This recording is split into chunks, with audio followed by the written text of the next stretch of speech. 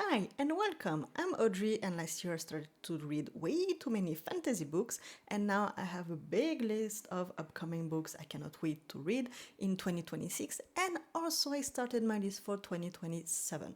So let's get through all my most anticipated release. A lot of them are follow-up in the series, and also some are authors that I know and I cannot wait to read what they do next, and some also things that I'm intrigued and really want to try. So let's get to it.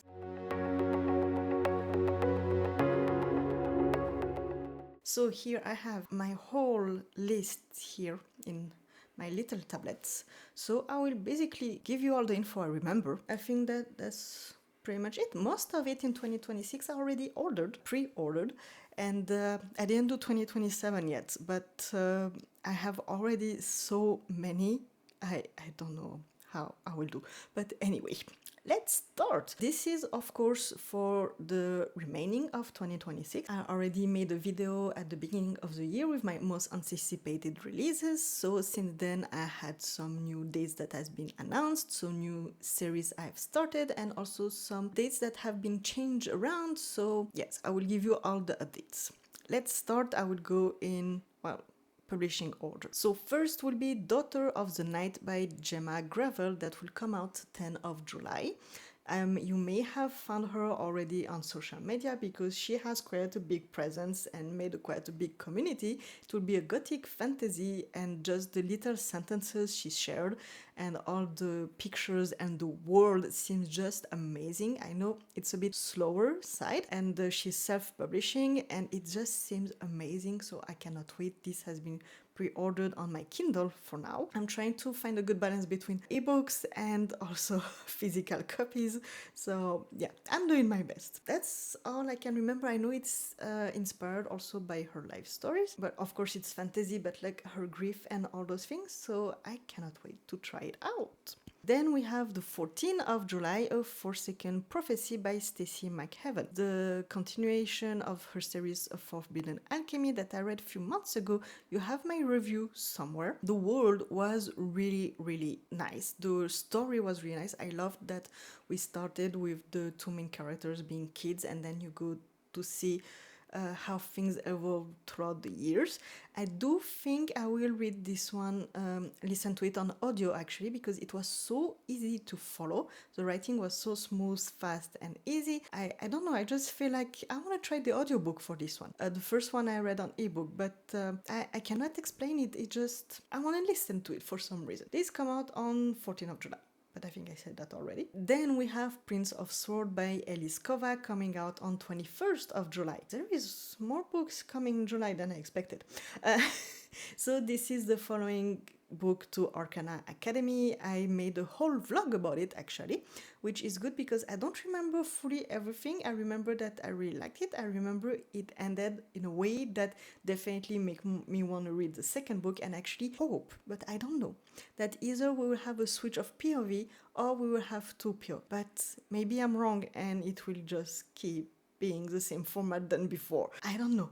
Have you read it? I cannot wait to see what's next. It was in a magic school, and it was marriage of like engagement of convenience, more likely, and enemies to lover. Like, are they ever truly enemies? I don't know, but kind of enemies to lover vibe. And the school and the magic system was very interesting, based on some kind of cards, tarot cards, I don't remember, but some kind of cards.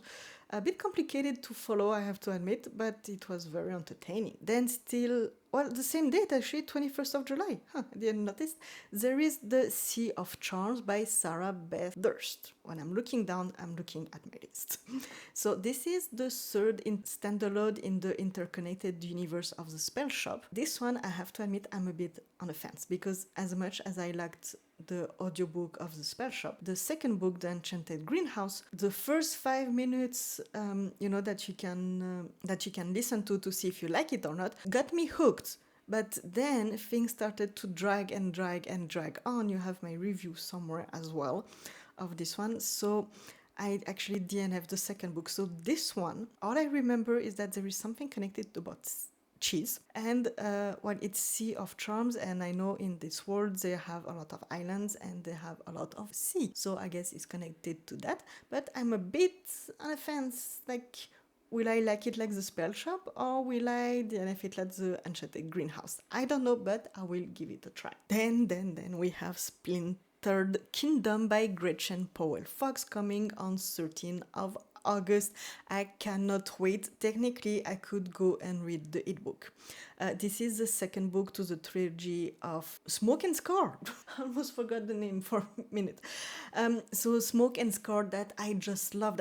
I'm actually currently editing the vlog where I'm reading Smoke and Scar, so I give you a first review on my May wrap up. Yeah, I have my deep thought in the vlog that I'm currently editing because, as always, it's too long and I cannot wait. I'm sure that second book will dive way more into the world building and the politics. I actually pre-ordered the special edition that just looks so gorgeous. Normally I should have received the first book because, yes, I did get the first book in paperback, but then I like the story, loved the story so much, and I saw the special edition, so I reordered it in hardback, and I canceled my paperback pre-order and ordered everything in hardback. So I don't know what I will do with this one. Maybe I will gift it to a friend, or I don't know yet. I will see, but I cannot wait, and I hope I will receive my copy of the first book soon, because normally it's already out, so I don't know what's wrong. Anyway, I will not go on more into that. You have a full vlog coming soon. On the same day, also 13th of August, you have To Dance with Death by Brittany Arena. And actually, I do have here, I have the first book, Dance of Lies, waiting on my TBR. I haven't read it yet because it's just a duology, and we are already end of June. Yeah, we're end of June already, so I'm hoping to hold on and binge them together. Will I do it? I don't know, but that's what I'm trying to do. So what is this about? I know there is court intrigue and like a ballroom or something, and spy and chronic illness, and that's all I remember, and I cannot wait. It seems amazing. I think I will love it, but maybe I won't, but I think I will love it. I have a good feeling about this one. And then I have the same situation with the next release date, and then we actually jump directly into September. September will be a big month. So then on 1st of September we have The Knave, I think it's pronounced The Knave, and The Moon by Rachel Gillig. Again, it's the follow-up of her duology, The Night and the Moth, that I have here on my TBR, and I'm again trying to hold on and not read it, even though I have a friend who just read it and loved it. I have my mother who read it and loved it, and I'm just holding on, thinking, okay, I can binge them, I can hold on, I will be okay. I'm not sure I will be okay, but I'm trying. So do I really have to talk about what is it? It's a gothic fantasy, it's Rachel Gillig. I think you have seen it pretty much anywhere. And then another big release. Finally, we have a date for Burn of the Everflame by Payne Cole on the 8th of September. I pre-ordered my paperback copy because I have all the first three in paperback, but I will definitely actually pre-order it on Kindle because I know that I will not receive it on release date, and there is no way I'm not reading it on release date. Like, whatever happened, no matter what book I'm in the middle of, probably The Night and the Moth, The Knave and the Moon, actually. Probably The Knave and the Moon would be the one I read just beforehand, but I will definitely dive directly into it. Actually, I would like to do reread, but maybe I will try the audiobook. I don't know. I don't know what I will do yet. That will be my August problem. Then on the same day, on the 8th of September, we have the new RF Kong, which is Taipei Story. Story. It's not a fantasy from what I can see. It's like contemporary fiction, and I'm really intrigued by this one because it's talking about looking for your roots and having different nationalities and background and trying to connect, but kind of feeling disconnected anyway. So as someone with 3 nationalities and a very international family, like where is blood family or married into family, like I have people everywhere, and it's not like long distance cousins or anything. It's like, yeah, or pretty close up family that it's from everywhere. So I'm really intrigued on that topic, as I felt like, well, I've been through it a bit. So yeah, I'm intrigued to that. And then on the 10th of September, I told you September will be busy, and I don't know the release date, but I haven't read any of the Sarah Jima's book. or Rebecca Yarros, but I know that some stuff are also coming from them in the autumn. Will I have finally read any of their books by then? I don't know. I know that I have a friend who loves those books, all of them, and she gifted me one of them for my birthday, but I haven't seen her yet, so I don't know which one did she pick. So maybe I will have to add one of them in my anticipated releases. I don't know. So anyway, I was at 10 of September, Disenchanted by Lucy Jane Wood. It's a cozy fantasy, it's an interconnected standalone, and it will be the third one. I loved Rewitch. I listened to it on audio. It was so good. Shortly after, I listened to no, Disenchanted is this one. It was Rewitch. Uncharmed. It was Rewitch, Uncharmed, and now there is Disenchanted. Rewitch was definitely my favorite one. I loved it so much. It was cozy. They were both in all their stories like in early 30s and trying to figure out some part of life, and they have the magic and the coven going around, and they have different relationship with magic. So the first one was my favorite because I felt like, I don't know, the story had a good amount of plot and coziness and kind of more action and suspense, like intrigue and everything, that I felt like was less in Uncharmed, even though I liked it very much and I really enjoyed it. Just Rewitch was just so good. And Disenchanted, I don't know much, beside that it will still be in her early 30s. Apparently there is a bookshop going around, and there is still big connection with that coven, so we are still in the same universe, and it was so good. The audiobooks are so nice, and the day I have money to spare, I will definitely get the physical copies because the covers are just so cute. So then we have the 17th of September will be Turn Clock by Laura Steven. It's following Silver Clock, a book that came out, I think, last year. No, last year. And there is magic with wands, and there is, I think that here it's through enemies, definitely enemies, very much enemies. And there is undercover work, and it was really nice and really fun. And I think that the second book, Turn Clock, will be even better than the first one. I know it doesn't always happen, but actually there is few series that I enjoyed the second book even more than the first one, like Spark of the Everflame is the first one that comes to mind, but I know there is others that I enjoy the second book more, and here I think I will like it even more. The way that everything ended definitely gave, well, I wasn't sure how everything would wrap up. Like, I didn't know how things will end. It definitely ended in a way that gets me intrigued. I still have a lot of questions, like the way she goes underground, no, not underground, undercover.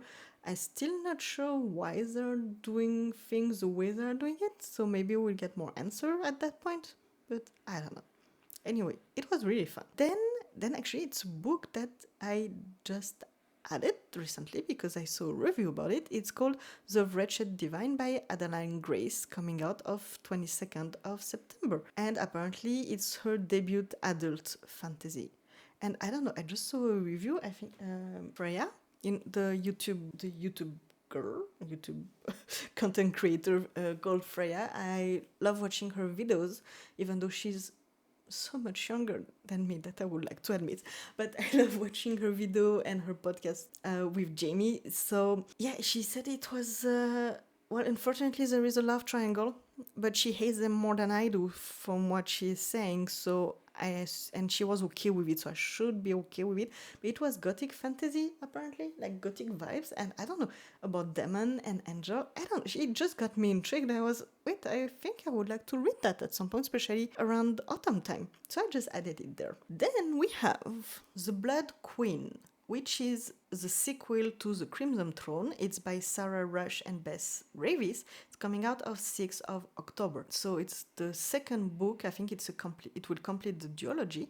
The Crimson Throne was a fantasy retelling of Mary Stuart, and you were following two characters that were like, one, she was protecting Mary Stuart, and the other one, I think, was doing some undercover for the Queen of England or something.